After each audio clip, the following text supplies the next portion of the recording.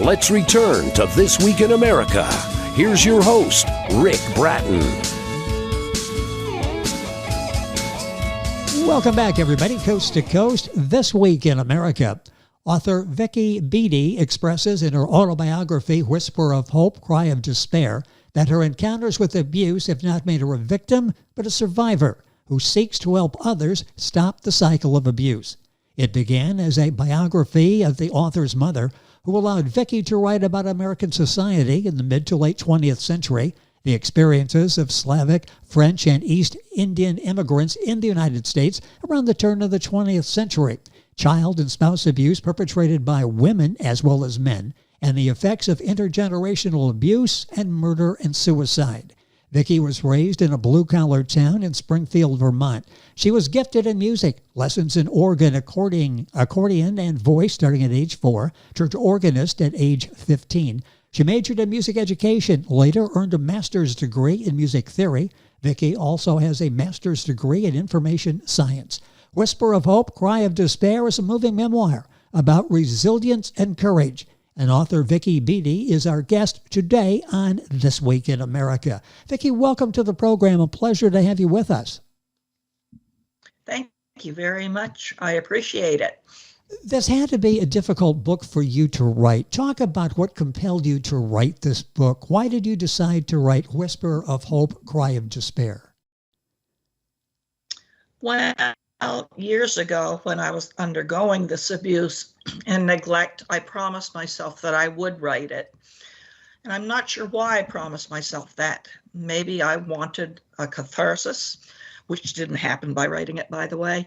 But I also wanted to help other people who have gone through the same experiences I have or similar experiences.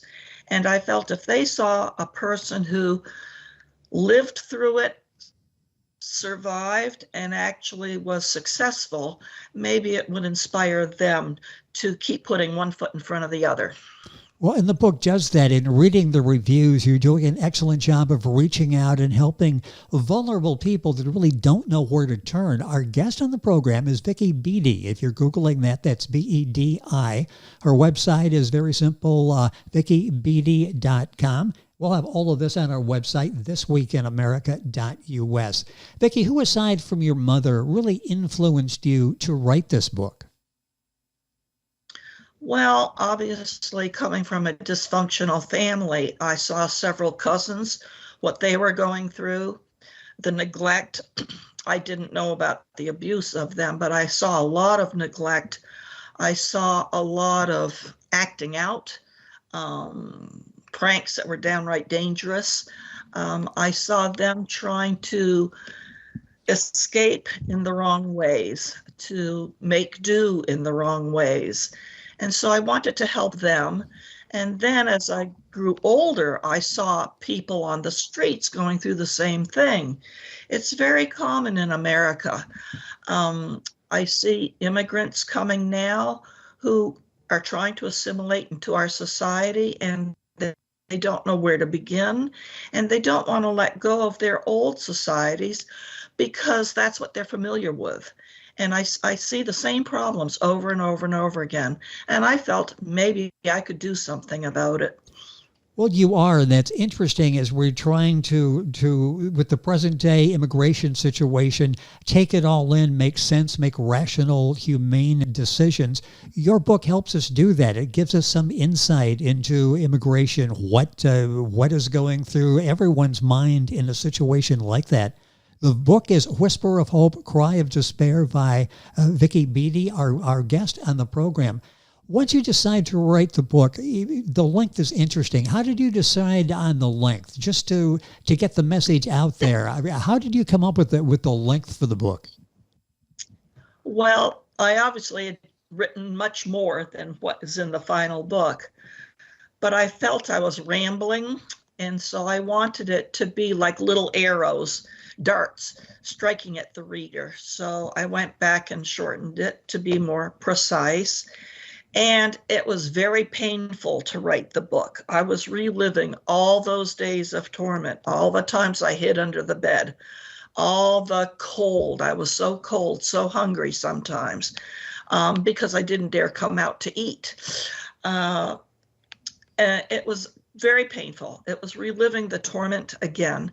And I simply couldn't write more. I just had to stop. But the design came later. I felt that I was putting in too much and I was just rambling, and I didn't want to do that. Were there times as you were writing Whisper of Hope, Cry of Despair that you thought, maybe I can't finish this? You touched on that, and that had to be, as you're reading the book, it's like this really took courage on your part to tell this story, to expose what you were going through. How difficult was that to maintain that? Were there times when you thought, I would like to do this, but I just can't finish this? Well, that did cross my mind several times, but I simply sat down and did it. You know, sometimes when you start typing on the keyboard, just doing things, you feel better about it. And yes, that's what happened to me. And I realized as I was going through this, that this could really help many people, not only survivors and victims, but also society in general.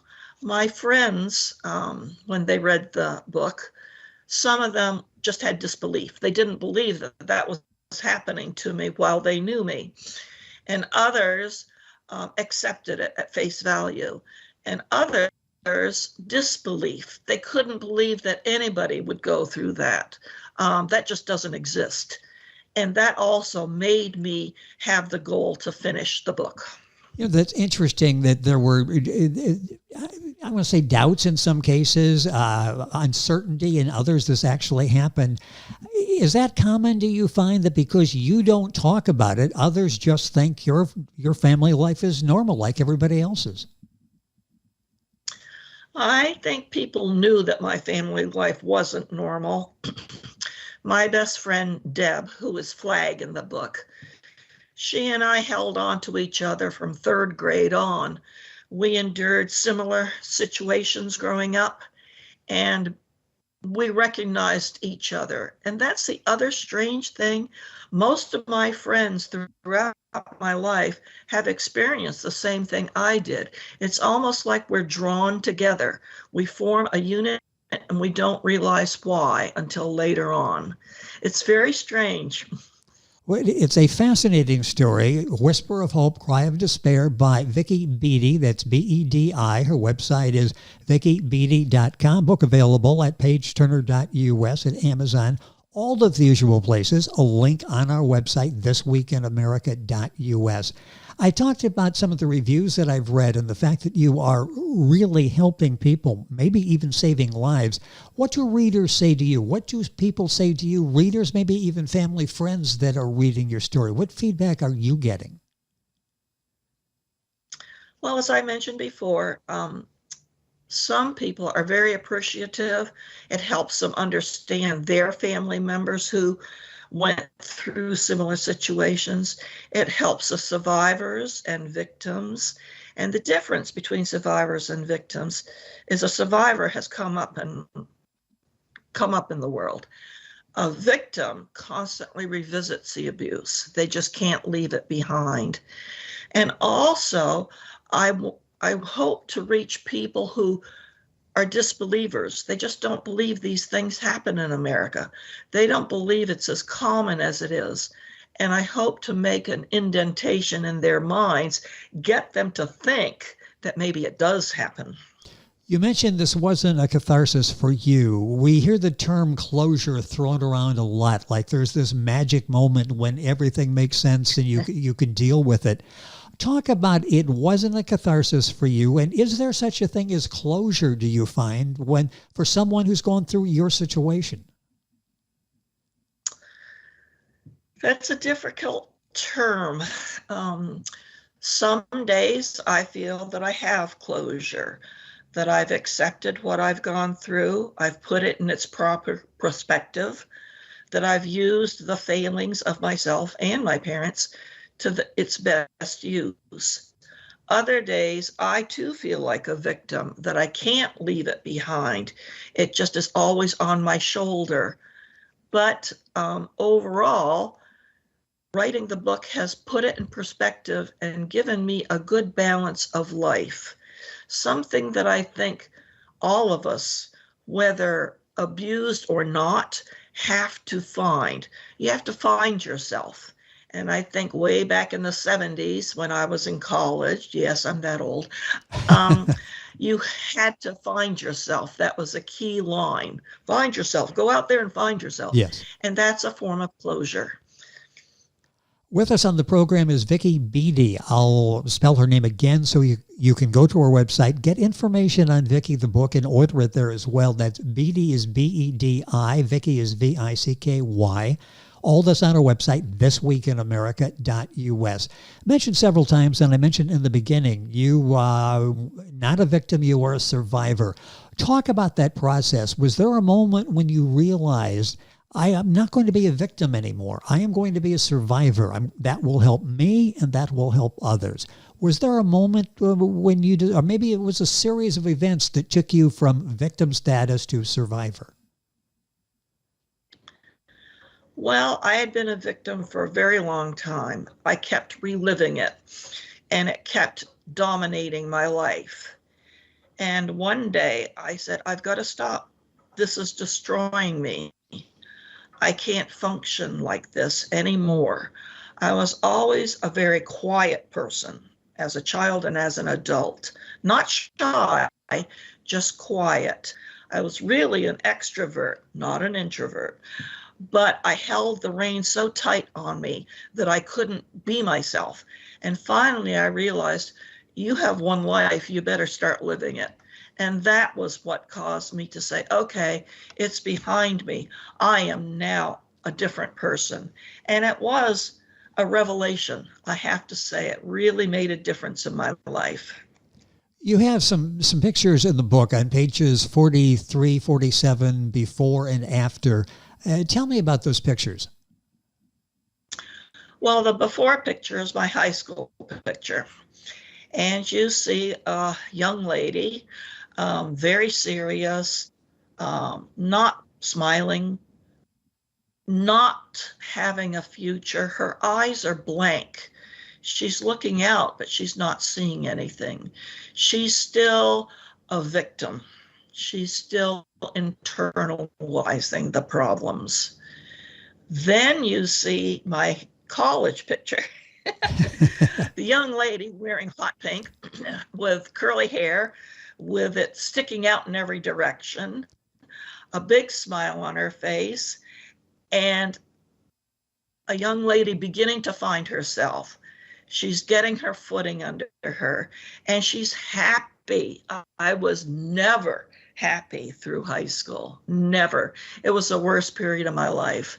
But all of a sudden in college, she found herself. She's happy. She has her own friends. She can do things. All of a sudden, reality kicked in. And for me, that was a good thing. Who do you consider yourself to be now? If you looked at a picture of Vicky taken in 2024 compared it to the others, what would you say about it? How you seem like you have things under control now. You feel good because you're helping people. You've come to terms as best you can with the past. What do you consider yourself to be today? Who are you? I see a person who is older. You'll note the gray hair. I see a wise woman. I see a compassionate woman, a sympathetic woman. I see a person who sometimes doubts herself, but overall will take the plunge and just go in and do things. No hesitation. I see a survivor. I do not see a victim. And I see a happy person. I'm happy that my book is helping people. I'm so thrilled. I had an email from a college professor who wanted to buy copies of my book for his class. And that just made my day. I mean, oh yes, to have someone consider it helpful to a class full of people. Can you imagine? If those people are all influenced by my book, it just will go on on exponentially, and it will help so many people. Why should people buy the book? What do you hope the takeaway is, and why is this important? It's not just your story. There's so much more to it than just Vicky's story. Why should people buy the book? I don't think my story as mine is very important. But what I do think is important is them to realize that I opened my heart and soul up to the world. And I want them to understand other people are going through difficult times, whether it be the working poor, children of the working poor, alcoholics, drug addicts, all these people, many of them suffer PTSD or other traumatic events. And I want them to realize, to think, how is my behavior on a day-to-day basis hurting other people? I ignore that person in the store because they're not dressed very well and they smell. What about going up to them and asking them if you can help them? Or the old lady who's sitting in the garden shop looking rather weak. Go up to her and say, can I do anything for you? Can I help you?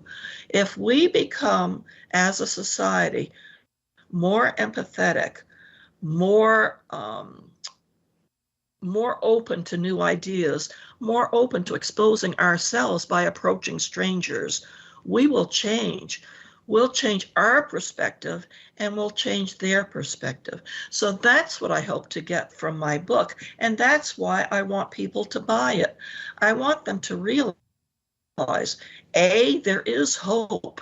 If you are an abused victim or suffered neglect, you can come out of it. You can do well. And I want people around them to realize they are around you. You have to take care of these other people in society. It's all of our society, and we need to help them. We don't need to ostracize them. And I hope my book accomplishes just a little bit of that.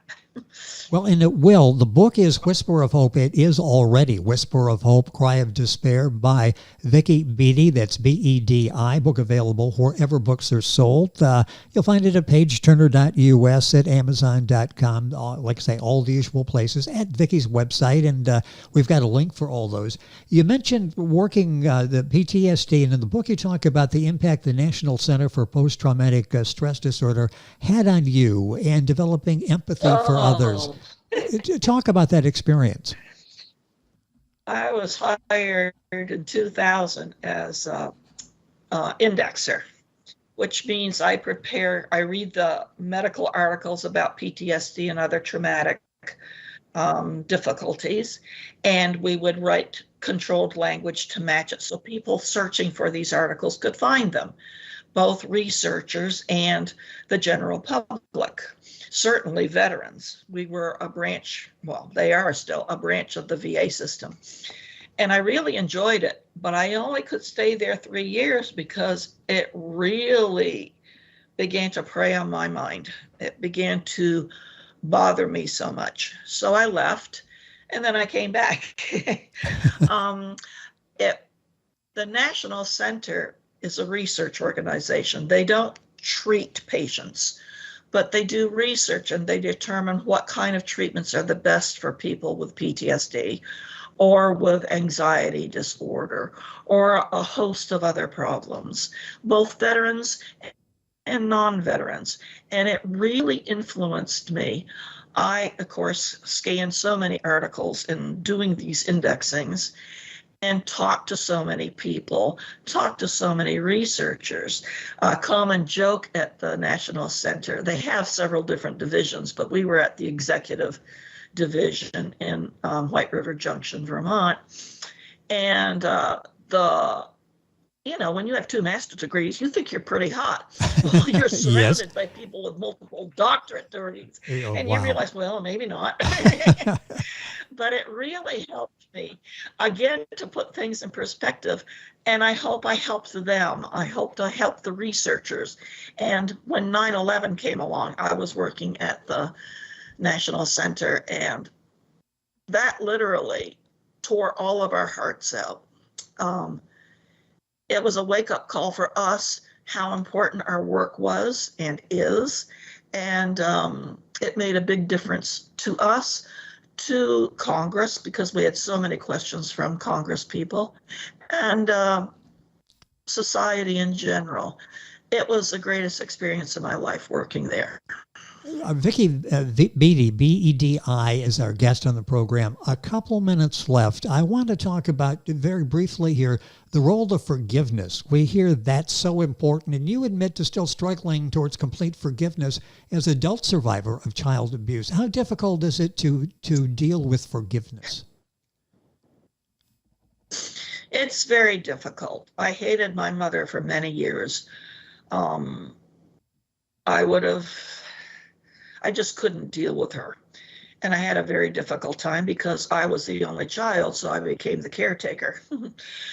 But I realized it probably wasn't her fault. There were some things lacking in her. She was likely abused. She had mental issues, problems, which I never realized as a teenager. Well, why would I, Yes. But now I forgive her easily. And I actually do miss her. But then I think about her arguing all the time, and I don't miss her so much. But I miss her and I forgive her. The hard part, as a friend once told me, is forgetting it, to put it in its proper place. As I said earlier, a victim allows the abuse to go on because you can't let it go.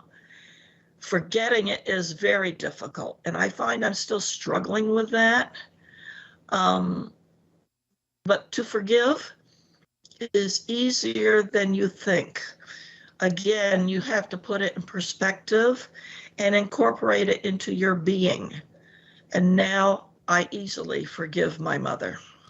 Interesting. This has been a fascinating conversation with Vicky Bedi, that's B-E-D-I, author of the book, Whisper of Hope, Cry of Despair. Another important point, I'm going to take 30 seconds here at the end, is happiness. And you talk about owning happiness is a work in progress. So often we find it's a destination, and once we hit it, we don't ever have to leave it again. It really is a work in progress, isn't it? It certainly is. You have to work at it. As we all know, some days are better than others. You learn how to handle many crises in our world, meaning our personal world, because you have to. If you're a parent, you have to be there for your children. If you're a spouse, you have to be there for your spouse. If you're a caretaker, you've got to be for the people you're caretaking. It isn't always a happy occasion. But if you smile, I find that makes a huge difference in my mood. And if you laugh at yourself, I am one of the clumsiest people on the planet, and I'm always tripping over things. And you just laugh at yourself when you do that, You just have to make it an enjoyable experience rather than, well, you get your feet under you, baby. So I think working for happiness is true, and it's a day-to-day thing, minute to minute. But you'll never regret it. Don't dwell on the negative. Don't complain. Be positive. Think of others. It makes all the difference in the world. Boy, there's been so much to take away in our conversation today with Vicky Bedi. That Vicky is V-I-C-K-Y, Bedi, B-E-D-I. Book available wherever books are sold, pageturner.us in the bookstore, Amazon, the usual places. The title of the book is Whisper of Hope, Cry of Despair. Vicky's website is vickybedi.com. Links to all this on our website, thisweekinamerica.us. Vicky, a pleasure having you on the program. Thank you so much for joining us and sharing a very important message. Thank you for having me. I truly appreciate it. It has been a pleasure. A powerful message, a powerful book, Whisper of Hope, Cry of Despair by Vicky Bedi. All this information on our website, thisweekinamerica.us. And you're listening to This Week in America. And we're back on today's program right after these messages. This Week in America is online. You can visit our website, thisweekinamerica.us. Scott Pinkerton, associate producer of This Week in America. Jay Anderson, segment producer. Ben Watson, webmaster. Otto Bechet, director of engineering and TV production. This Week in America produced and is a trademark of Blue Funk Broadcasting, LLC. For information on all of our guests and to listen to this week's show, our website again at thisweekinamerica.us. And I'm Sean Bratton, executive producer of This Week in America.